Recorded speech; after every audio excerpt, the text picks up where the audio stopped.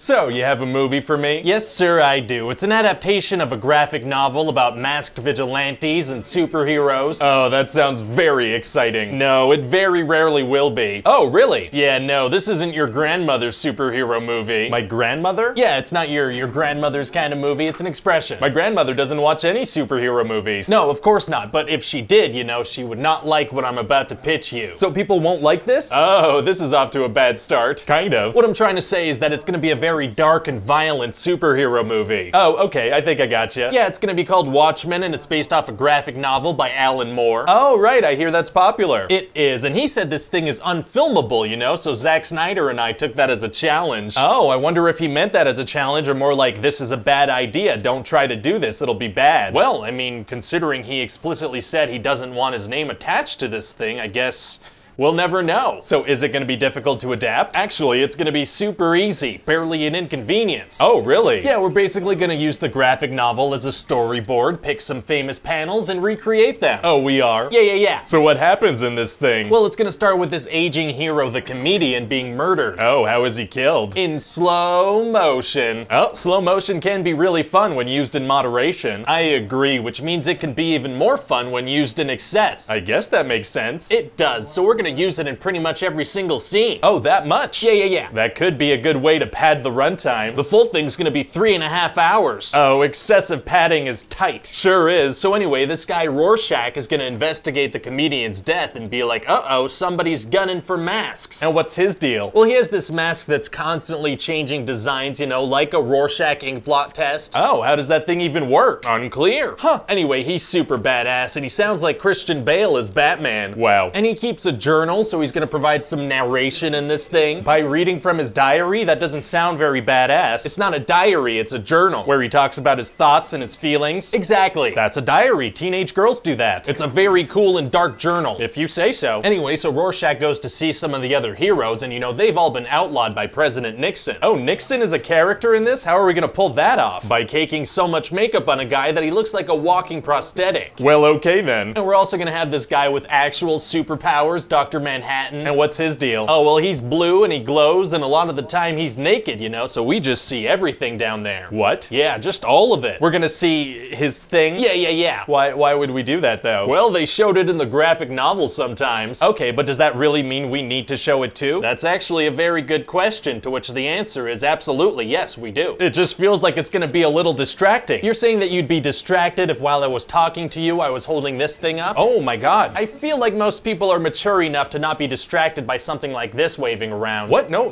I'm mature. Okay, good. So anyway, this guy Dr. Manhattan has all these powers, right? Uh-huh, yep. And one of his big powers is that he can see into the future, but for some reason that seems blocked right now.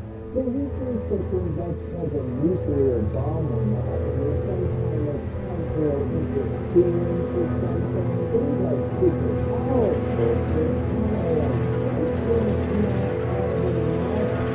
What do you think about that? Yep, that sounds great. Awesome. So anyway, Doctor... Hey, you mind putting that away? Oh, yeah, of course. Thank you so much. So anyway, another storyline is gonna be about this character, Silk Spectre, and she's in a relationship with Dr. Manhattan, but she's not very happy. Because he's naked all the time? Maybe, but also like when he's getting intimate with her, he has a copy of himself working on a project in the other room. Oh, very gross. Yeah, so anyway, that's gonna turn into this big love story between Silk Spectre and this guy Night Owl. And what's his deal? Well, he's almost not Batman. Oh. So we're gonna have this whole big thing where he realizes that he can't perform unless they just fought crime. That's okay. Yeah, so they're gonna go fight crime together, and that's really gonna spice things up. I feel like this is all very gross and unnecessary. It's mature and grown up. Okay. So then we're gonna have a really long love scene between these two characters. Do we need to? Yep, and it's gonna be very slow paced. We're gonna zoom in on Night Owl's butt, stick on that for a while. Whoa, I don't know about that. We're gonna play Hallelujah by Leonard Cohen. Oh, please don't. Yeah, we're gonna play it. I feel like this is not the kind of thing that Leonard Cohen had in mind when he wrote that song. If that song's not about two comic book characters getting intimate in a high-tech plane, I don't know what it's about. So are they just gonna fight crime now because it turns them on? That's certainly gonna be part of it, I suppose. Very gross. Anyway, so at the end of the movie, we're gonna find out that their friend Ozymandias is the one who killed the comedian. Oh, betrayal. Yeah, and he also created this giant squid monster to destroy entire cities. Okay, nope, I don't like that. What do you mean? mean? That's what happened in the graphic novel. I mean, there's some wacky stuff in this thing, but let's not bring a giant squid monster into the mix. Well, there needs to be some kind of massive, global, neutral threat so that all the surviving humans come together in peace. So let's say that he frames Dr. Manhattan for blowing up a bunch of cities. But he's not neutral, though. The whole movie we're pushing the fact that he's an American weapon. So? Well, if something that America created blew up a bunch of cities worldwide, I don't think everybody would rally together with the US in peace. Okay, so maybe this ending won't make sense, but at least it's not a giant squid monster. Alright, great. So anyway, Ozymandias explains his entire plan to the other Watchmen, and they're like, we're not gonna let you get away with it. Right. And he's like, yeah, no, I wouldn't explain my whole plan to you if there was any chance you could affect the outcome. I did this like 35 minutes ago. Wow, so what are they gonna do? Oh, they're gonna give him a very dirty look. Oh, that'll show him. Yeah, and also Rorschach explodes. Oh my god. So what do you think? Well, it could be an interesting marriage, you know, between Zack Snyder's filmmaking and this dark source material. Yeah, you think so? Yeah, it could be interesting. I mean, this isn't the kind of thing we'd do with more mainstream heroes. Yeah, that would be a surprising move.